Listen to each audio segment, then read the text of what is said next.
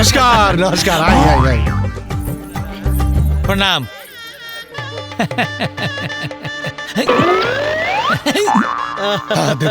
अरे नमस्कार नमस्कार। आजा बेटा आजा बेटा।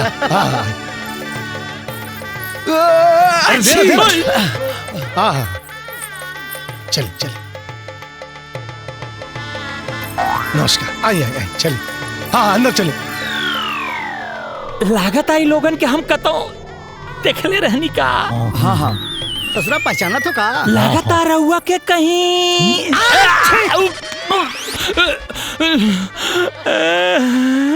कुछ न कुछ तो गड़बड़ बा जीजा जी। आई। हाँ चल। हाँ चल। का हमरा के बुझाता कि कुछ बरतियन में गड़बड़ बा। ते ब्याह के दिन दारू पी के अकेले खा रहे हैं? हाँ आओ तन।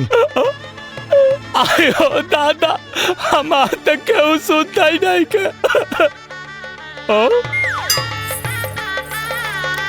दीदी दीदी दीदी सुनना थोड़ा सुनना दीदी सुनना। जा यहाँ से। जीजा जी के बोल ली तो थप्पड़ मार देना और दीदी सुनते ही नहीं खेबिया। अब का होई। कुछ न कुछ तो उपाय करे के पड़े।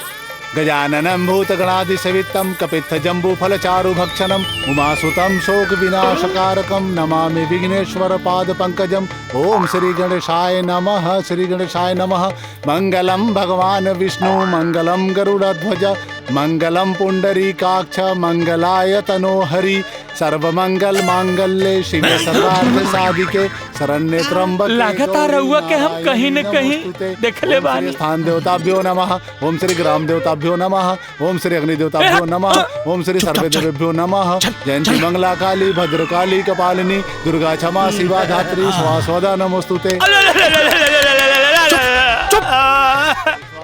इतना अमीर दुल्हा बड़ा मुश्किल से मिला और अगर ब्याह में कुछ सत्यानाश भइल ना तो हाथ गोड़ बांध दे। तोर का करम? हाथ गोड़ बांध। चुप चुप खड़ा रह। मारम न तब। मनोजवं मारुततुल्य वेगं जितेन्द्रियं बुद्धिमतां वरिष्ठं वातात्मजं वानरयूथमुख्यं श्रीरामदूतं शरणं प्रपद्ये। अब का होए क्यों सुनत नहीं के बा।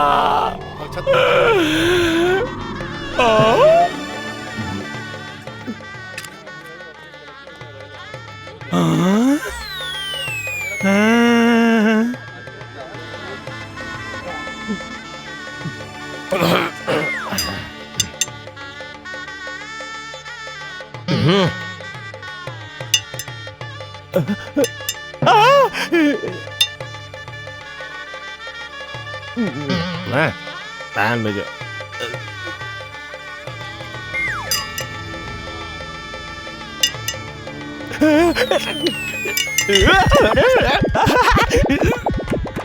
हैली अच्छतली हैली। हाँ रवोली आपदा। ए महाराज हम बरतिया हैं यही से हमार स्वागत करत रहा। अरे हमहू लड़की के भाई के साला है।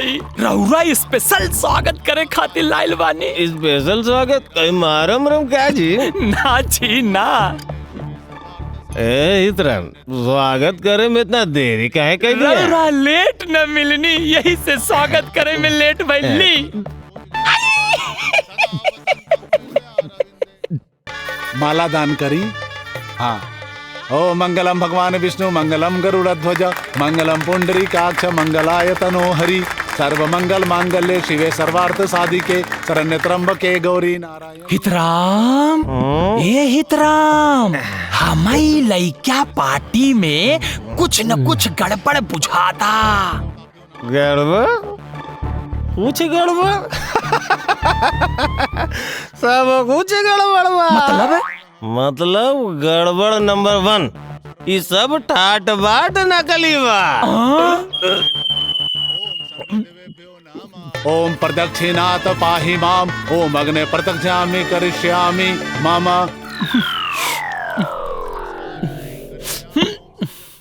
गड़बड़ नंबर 2। ये अमीर चंदा फकीर चंद बड़ा। ओम स्वस्ति नो इंद्रो विश्वेश्वर आहा। गड़बड़ नंबर 3। ये कौनो फैक्ट्री वैक्ट्री वाला ना बड़न। ये जुबली बैंड बाजा वाला हमन। हाँ। अहम औरेदानम समर्पयामि सिंदूरदानम समर्पयामि। ओम सौभाग्यवती भवन्तु। हितराम, ए हितराम, अरे ये गड़िया भाड़ा पे ले आइल बानी नु। गड़िया? अरे गड़िया ना, सब कुछ भाड़ा पे बा। गाड़ी आओ देखा कहाँ? संभर के आजा भाई। ओवरऑल भाड़ा के गाड़ी। ठीक बा। जीजा पाणी ग्रहण संस्कार संपूर्ण। हाँ बाबूजी। चलिए धोखा। सबके जीजा आशीर्वाद जी लेंगे। धोखा, हैं? बहुत बड़ धोखा हो गइल बा। और बहुत बड़ धोखा हो गइल बा जीजा। ये सब फरे भी बाड़े। रउआ बहन के साथे धोखा होता। चुप हो जो ना तो थपड़ियाई ना लतियाई तो रखे। अरे जीजा झूठ कहता रे सूरज भान बाबू। ये सब गलत बात हो, गलत बात झूठ हो। बोला तानी। अरे जीजा जी हमरा के लतियावे के बता एक कदम आगे बढ़ के करा के लतियाई। अरे ये हाँ जुबली बैंड बाजा पार्टी के मालिक मदन लाल। कहाँ बकवास करता रहा? कहाँ सबूत है तुम्हारे पास? बकवास करतानी, सबूत चाहिए। अरे बड़का सबूत लाइल बानी। ए पवनवा, हाँ भैया। ठकेलो करा के। अच्छा भैया। चल ये चल यार। जुबली ये बैंड देखी। पार्टी मदन भैया। Jubilee band party. Jubilee band. रउआ भी विश्वास नहीं के। ई देखी सकल। अरे ई ना भाड़ा पे दिहल हमार गाड़ी उजन बाहर खड़ा बा, ओह पे चढ़ के आइल बारे दुल्हा राजा। माला देखा पहिर के, ई टोपी ओपी सब भाड़ा पे ले आइल बाड़े। और ये सब भाड़ा पे पहन के आइल बाड़े। अबे भी विश्वास नहीं के। लोग तो मौत के नाम से डर जाला और तोरा के अपना मौत से डर ना लगल। अपना बेटा के दूल्हा के जोड़ा में तोरा के कफन ना लौकल है। बाजा के सहनाई में मौत के सहनाई की आवाज ना सुनाई दे रस तोरा के। सूरज भान सिंह के साथ धोखा, सूरज भान सिंह के साथ धोखा।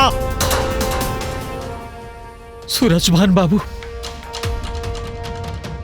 हम अपना बेटा के खुशी खातिर सब भूल गए रनी। हाँ देखिए, हमनी का रिश्तेदार हो गए नहीं जा। आई गले लग जाई। रिश्तेदार सुरजभान बाबू, देखिए भैया, भले ही हमनी के कपड़ा नकली हो सकत, भले ही सजावट नकली हो सकता, लेकिन हमारे प्यार नकली नहीं है भैया। हम स्वीटी से बहुत प्यार करी ली, अपने आप से भी ज्यादा, अपनी जान से भी ज्यादा।